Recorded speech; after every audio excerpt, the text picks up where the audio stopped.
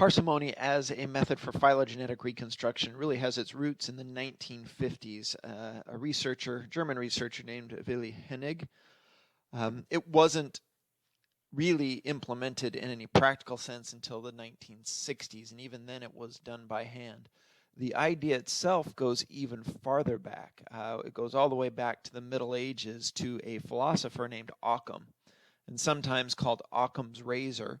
His idea, which parsimony implementation in phylogeny is just an extension of this idea, is that if all things are considered even or equal, the simplest explanation is the best explanation for events.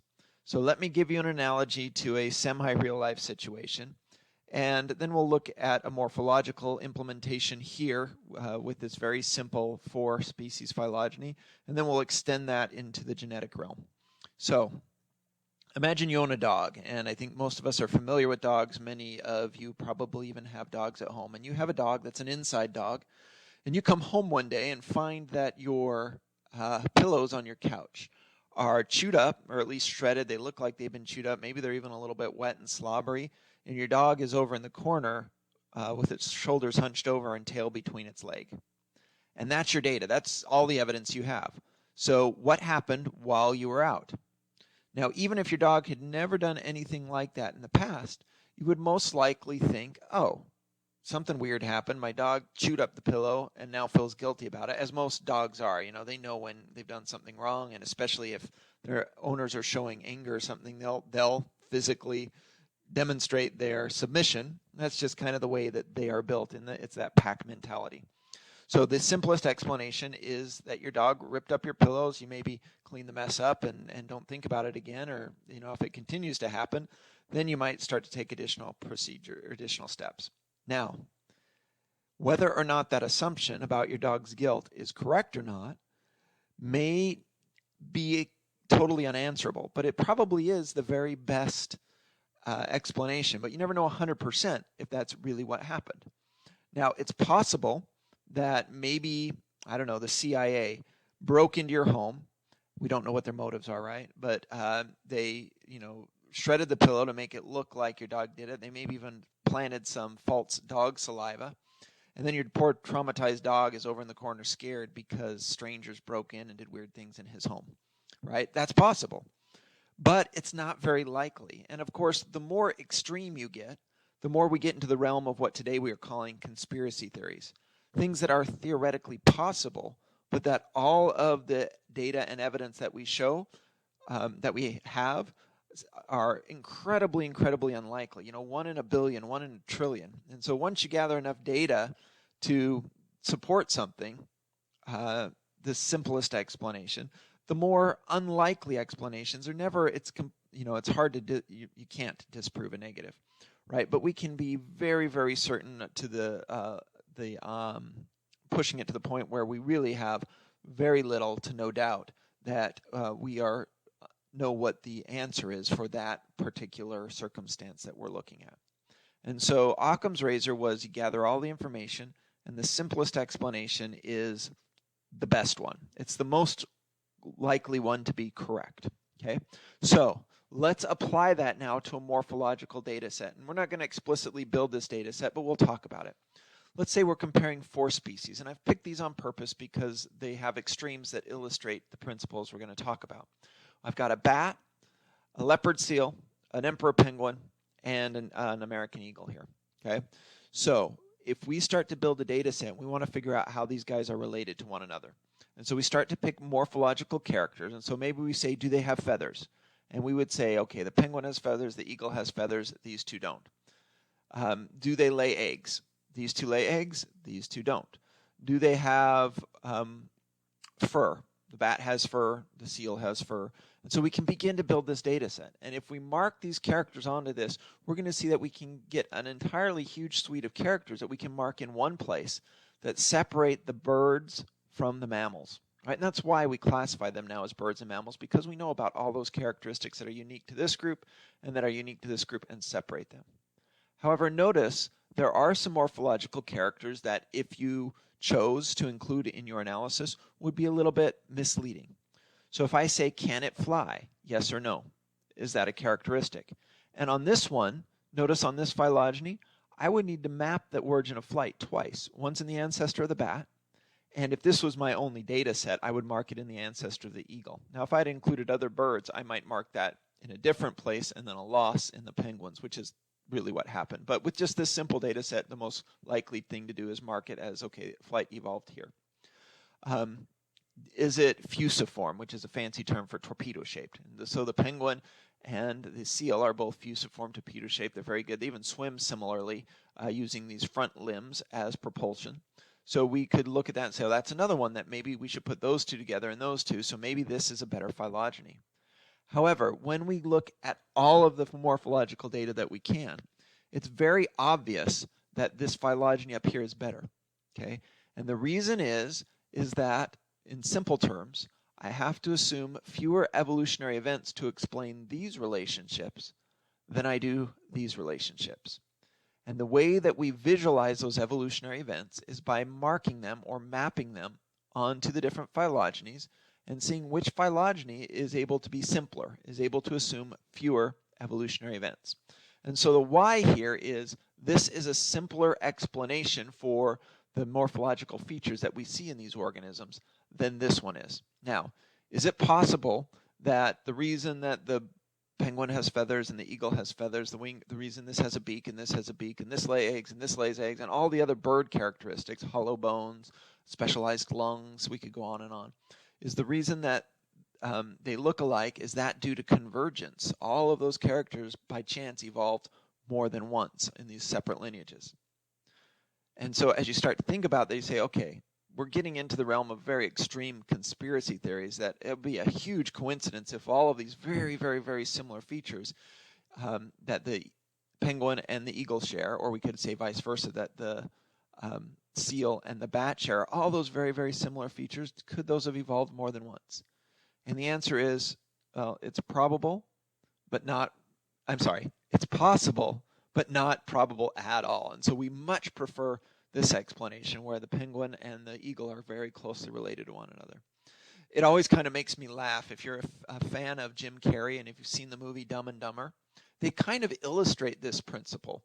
And it's in real life, it actually illustrates a bias in the human condition sometimes where we don't accurately assess or maybe fully understand the extreme odds that we're facing sometimes. And so there's this scene in Dumb and Dumber. You should, in fact, here, let's find it. We'll watch it. It's worth it and illustrates the principle. It's also kind of funny.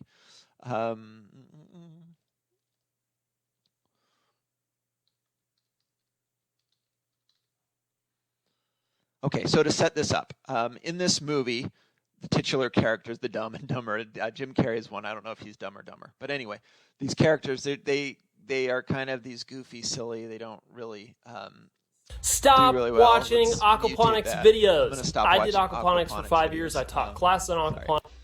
What are my chances? Okay, so let's set this up. If you're not familiar, maybe you need to expand your cultural exposure and watch Dumb and Dumber. It's not a real high-resolution video, but these two guys are kind of off on a road trip. They're looking for this woman who Jim Carrey's character is kind of infatuated with, and they meet up with her, and he's finally got this big moment where he's going to kind of put his heart on the line and see if they can maybe have a relationship. And she doesn't think much of him, and she's married also, has another partner. So anyway, he's gonna, when he says, what are my chances, he's asking about them getting together. So here it is. What are my chances? Not good.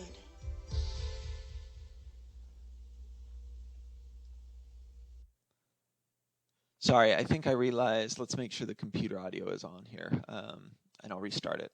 See, I didn't have this all set up. Oh yeah, it is, okay. So hopefully you can hear it. If not, you might have to crank your volume. I don't know if that'll help me any, but let's try that. Okay, so what are my chances? Let's go back. What are my chances? Not good.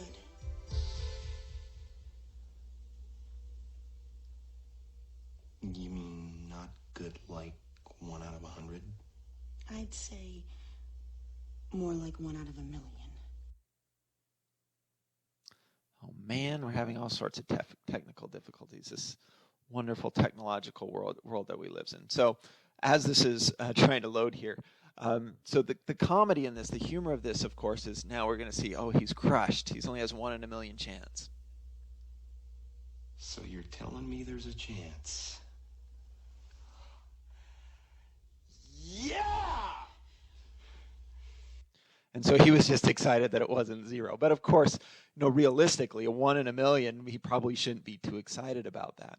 And so as we're looking at this and we're saying, what are the chances that, given all of their similarities, that the penguin and the eagle are not part of the same group, given these species? It's a 1 in probably more like 1 in a trillion, right?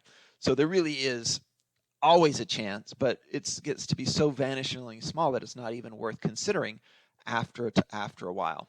Okay, so the few characters that don't match up, of course, that we have to put on there more than once. Those are examples of homoplasy. And we talked about with homoplasy, there can be 2 explanations. So why are the penguin and the seal similarly shaped and move similarly and have similar way of getting around aquatically? They're both not very good at getting around on land, although they do that quite differently from one another. And we would say, oh, that's due to convergence. They have adapted to similar environments, and they've hit on a somewhat similar solution for moving through that environment. So we would map that shape on there twice as a convergence.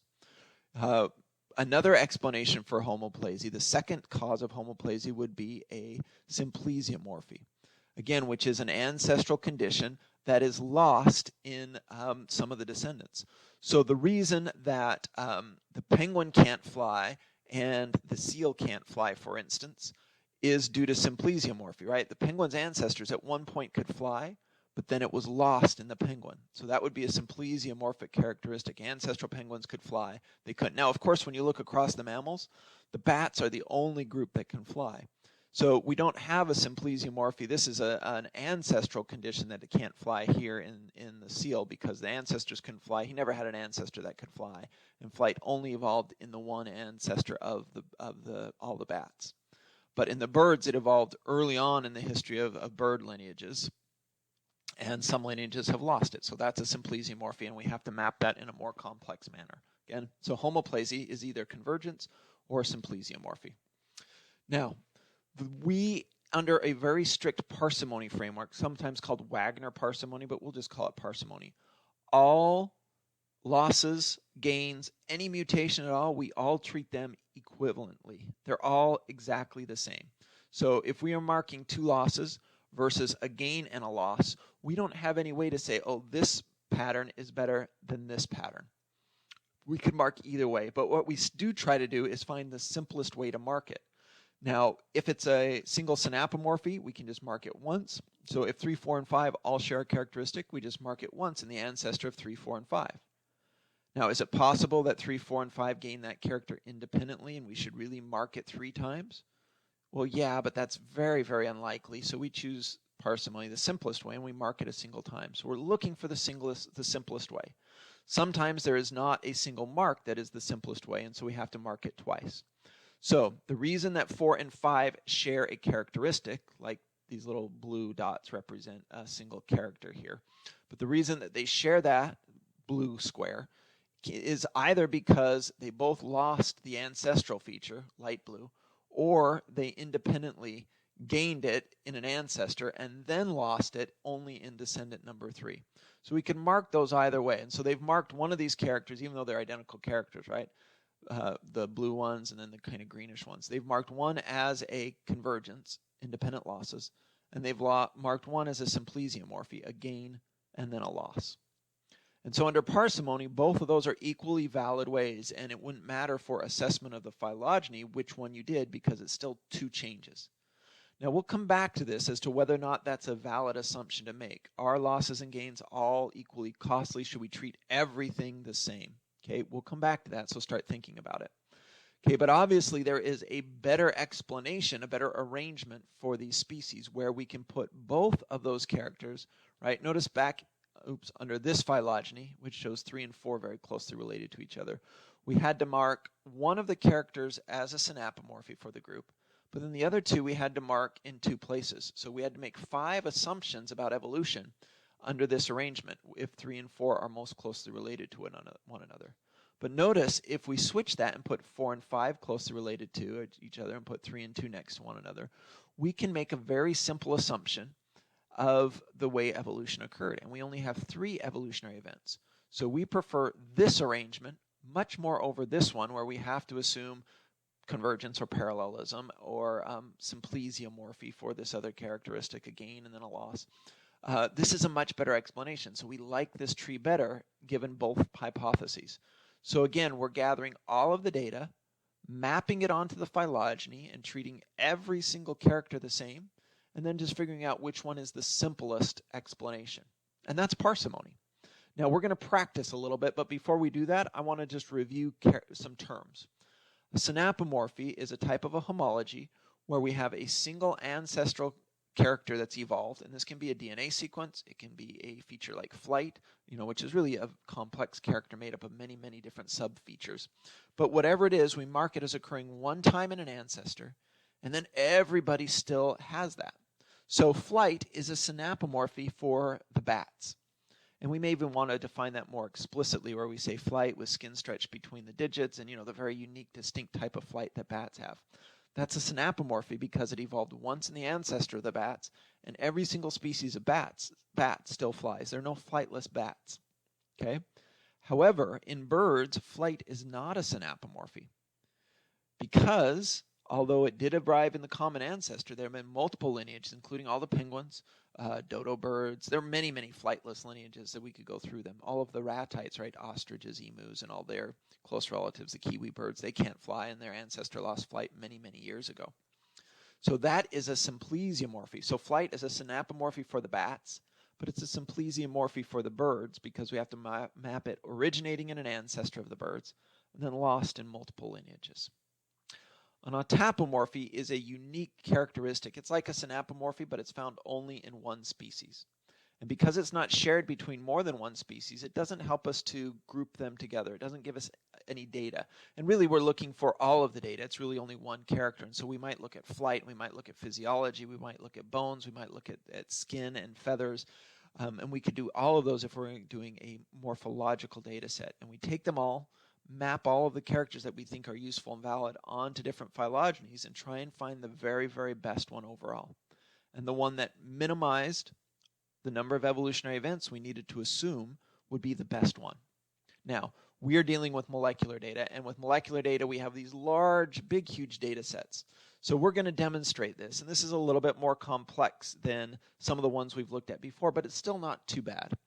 So let's look at it, and I'm going to go through maybe not all the characters, but we'll do a lot of them, just so you can follow along and maybe even practice. If you feel confident doing this, you can right now pause the video and look at each of these characters and map them onto the phylogeny. And then determine, do you like this phylogeny better or this phylogeny? And notice the difference here is where D is. I think all the relationships are the same, except D here is more closely related to A, B, and C. And here it's more closely related to E, F, and G. So which one is the better phylogeny of these two? Okay, so if you want to give it a shot, pause it. When you do, realize that not every column in our alignment is going to be a useful characteristic. I don't think I put any apomorphies in here. If there's any differences for a character, they're shared between more than one species. But some of them are not informative because they are completely conserved. So if everybody has an A, we assume that the ancestor had an A. That's why everyone has an A at that position. It's not helpful. We could mark it if we wanted to at the bottom, but it's not useful for just distinguishing between competing theories here, competing hypotheses. So the first one you would do would be in the third column where E and F are different than everything else. Okay, so again, pause it if you'd like to practice. If not, follow along. And I'm going to switch over here to a version that I can write on a little bit more easily. Okay, so I've got my matrix up here to refer to, and I've got my phylogenies down here. So I'm going to look at this first one, and we'll put a little notation above it. We'll call that character number 1. Let's make that black, sorry. I think that'll be a little easier to see. Okay, so for that first one, the first one where there's variation, I'll mark that as character number 1. And it says that E and F share a feature, a guanine at that position, and all the other species have an adenine. Now, the simplest explanation is somewhere in the ancestor of E and F, there was a mutation, and we could even mark it if we wanted to. I won't do this after this, but I could say, okay, that's character number 1, and then we could mark it as that is an ancestral A that mutated and changed into AAG guanine. And that's the simplest explanation. Now, is it possible that maybe we marked that wrong and actually that's a convergent feature that evolved twice in those species? Well, yeah, that's possible, but not as probable, and so we like the simpler explanation. Now, realize occasionally if we mark enough of these, we're going to probably get a few of them wrong. But overall, we're going to get the vast majority of them right, and that will overwhelm the few that are maybe difficult to discern based on our taxon sampling or based on, just some base underlying level of convergence. So I'm going to mark that back down here. Okay, on my competing phylogeny, again, could I assume it evolved here and then was lost there and then was lost there and then re-evolved there and was lost there and I can make any sort of crazy conspiracy theory of how this evolved, and that's possible but not probable at all, and so I choose the simplest one. If E and F share a characteristic and they're right together on a phylogeny, I can mark it once. That separates E and F and represents that evolutionary change. So this is a character that does not help us to distinguish between these two competing hypotheses because it only evolved once in the simplest scenario under both of them. So let's go on and let's do the next one, which is a little bit more complicated. Now, up until now, we've only done binary characters where we have either A or G or T or C or whatever. But here, notice we've got 3. We've got A's for species, the outgroup, and species A and D. And then species B and C and E, F, and G have different character states. And so the simplest explanation for this, so let's do E, F, and G first. The reason E, F, and G are different than everything, the easiest explanation is that there was a mutation right there in character number 2. Here we could do the same thing, but we're not done. We've explained why E, F, and G are different than everything else, but we still need to explain why B and C have a T at that position. And so we would say, okay, there is a different mutation, but also in character 2, so I'll put it there. And again, if we wanted to, we could make a little note out to the side what the mutation was. But as long as we just say, okay, there was a mutation in the ancestor leading to B and C, sorry, that should be 2. Then we have marked those. And notice, again, we can't distinguish between the. Now, again, we could come up with a incredibly complex scenario and mark this on there many times, gained, lost, changing from a G to a C to a T. And anyway, but that's not probable. And so we prefer the simplest, most probable explanation. So we've done 2 characters, but we still haven't distinguished between the tree. So let's do the next one. Character number 3, which is variable. A, B, and C are different than D, E, and F, and G. So on this one, we can say, A, B, and C and the outgroup, right? All 4 of those are different than D, E, F, and G. Now on this one, we can mark a single change onto that phylogeny that separates D, E, and F, that one evolutionary event, which again would be an ancestral adenine mutating into a cytosine in these D, E, F, and G lineages. We only had to mark it on there one place. Simplest way to do it. But notice here, because D is not grouped with E, F, and G, we have to mark it in one of 2 ways. Now, we could mark it as a convergence, meaning that character 3 changed there, that ancestral A mutated into a C, and then somewhere along this line, and it doesn't matter where, as long as you put it on the correct line, you can put it down here or up here, but somewhere in that ancestor, we had a convergence. So we've marked character 3 as a convergence. The ancestral A mutated into a C in lineage D and E. Now, that is a less likely explanation, but it's compared to this one over here. It's the best one given this phylogeny. So if this is our complete data set, we now prefer this phylogeny, which only has 4 evolutionary assumptions, to this phylogeny, which has 1, 2, 3, 4, 5 evolutionary assumptions. Okay, so this is a better topology, and we would continue to do that. We'll maybe do one more character here. We won't do this next. Oh, we can do the next one, but that's an easy one. So we would continue that, and then just at the end, add them all up. Now, before we move on, there's an equally likely way that we could map this character number 3 on here, and it doesn't matter which we choose. If we wanted to, we could assume that that ancestral adenine mutated into a cytosine in this ancestor. Put a little 3 there to mark that mutation. And then there was a reversion. That C in this ancestor changed back into a adenine. And so now, again, we've got D, E, and F all on one side of those mutations. and then the outgroup and all the others on the other one. So here we have a simplesiomorphy gained in an ancestor. Oh, wait, I made a mistake. Sorry about that. If we're going to do a simplesiomorphy, the change should occur along that branch and then a loss along that branch. There we go. So now I have this C. No, it still doesn't work. Whoa. See, these are maybe not as simple as I said. So, oh no. I was second guessing myself. I'm sorry, guys. I was totally right. My dad had this famous. He loved saying, "I once thought I made a mistake, but I was wrong." Well, that's what happened. I thought I made a mistake, but I was wrong.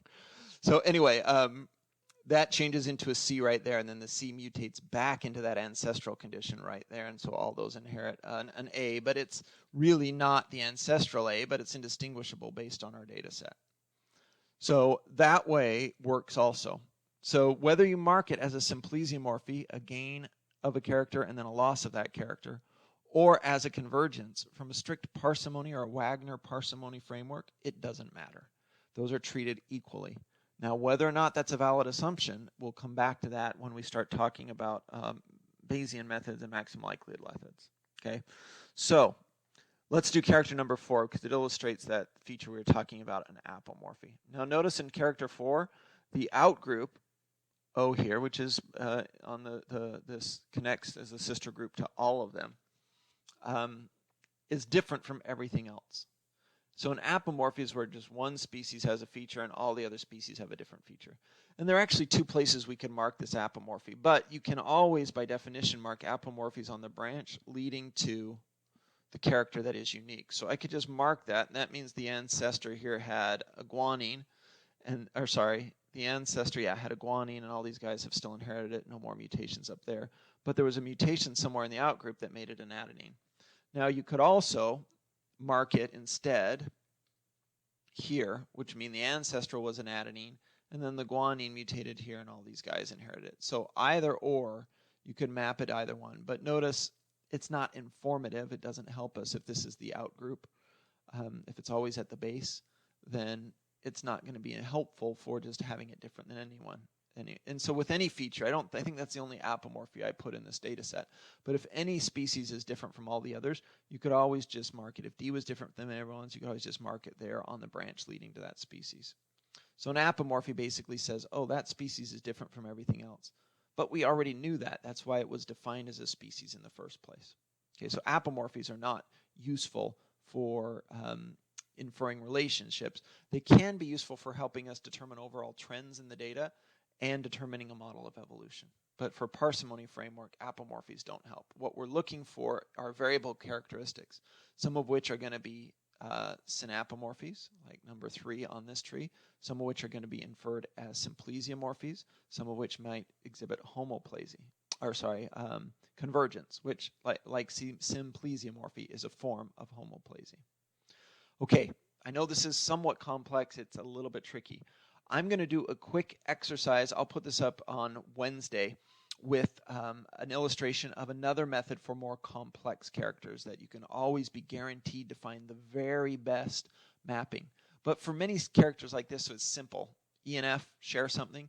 It's fairly easy to map onto a phylogeny. So get comfortable, get familiar.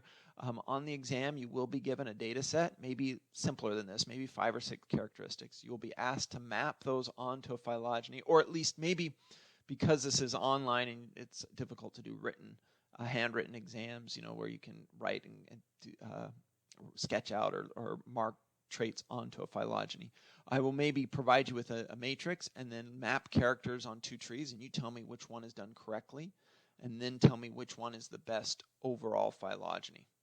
Okay, so be comfortable and familiar with mapping characters onto a phylogeny, and we'll do a quick exercise called Fitch optimization that shows you for complex characters the very best way to optimize and map them onto a phylogeny.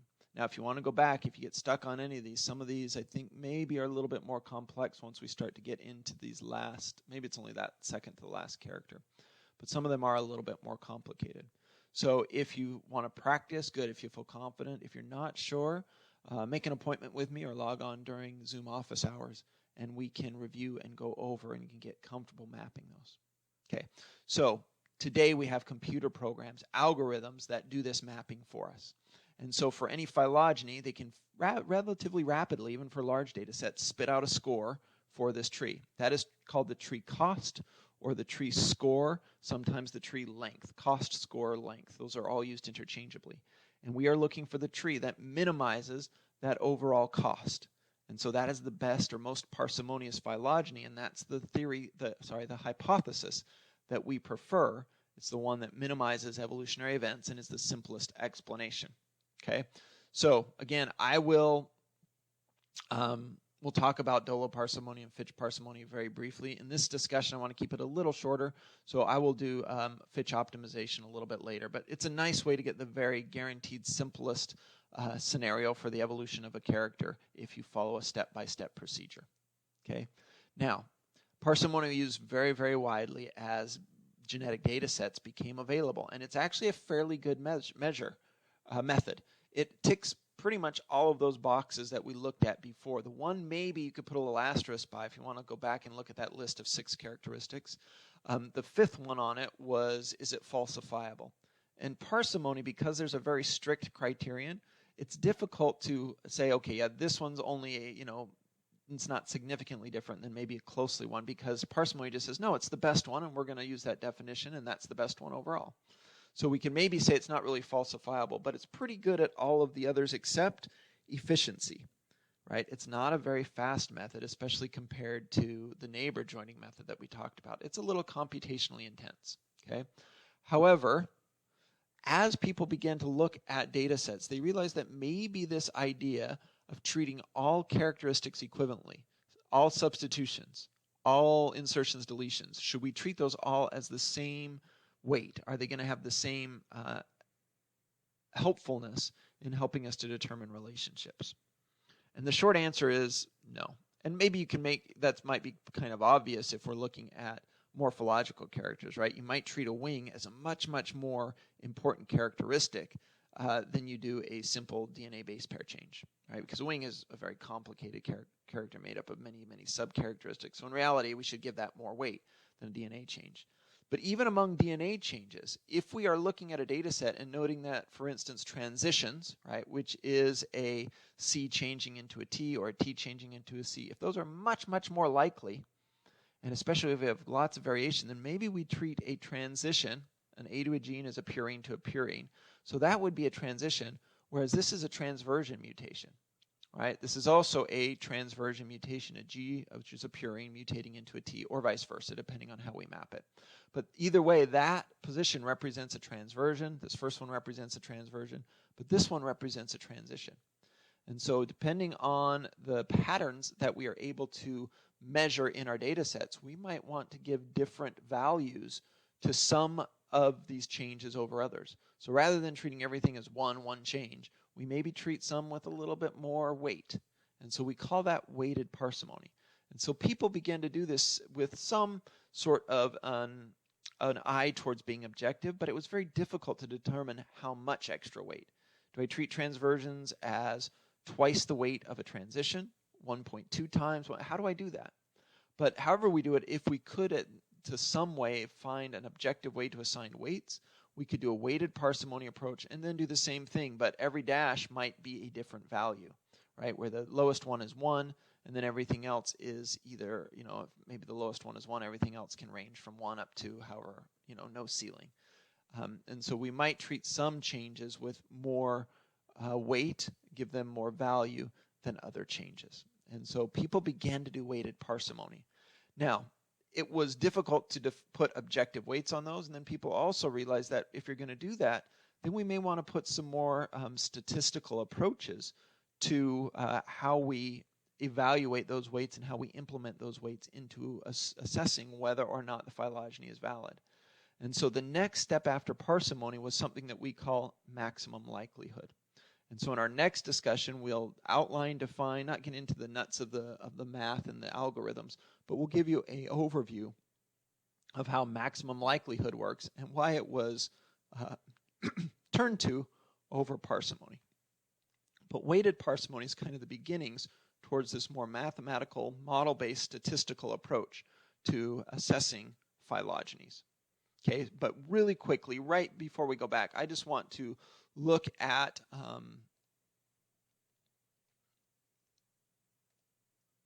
let's here. I should have put this file in there. I'll put one in, and so you'll have it there at the end of this discussion. But let's revisit this one. So our parsimony, remember, we're using discrete data. We're making every single mark on that tree based on the discrete data.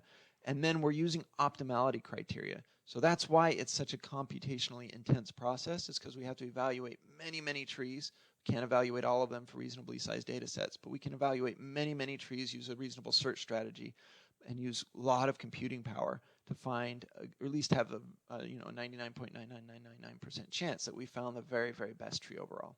So you should realize parsimony is a discrete method, right, using the nucleotide sites, and it also is an optimality criterion, which is more computationally intense and thus less efficient than these clustering algorithms.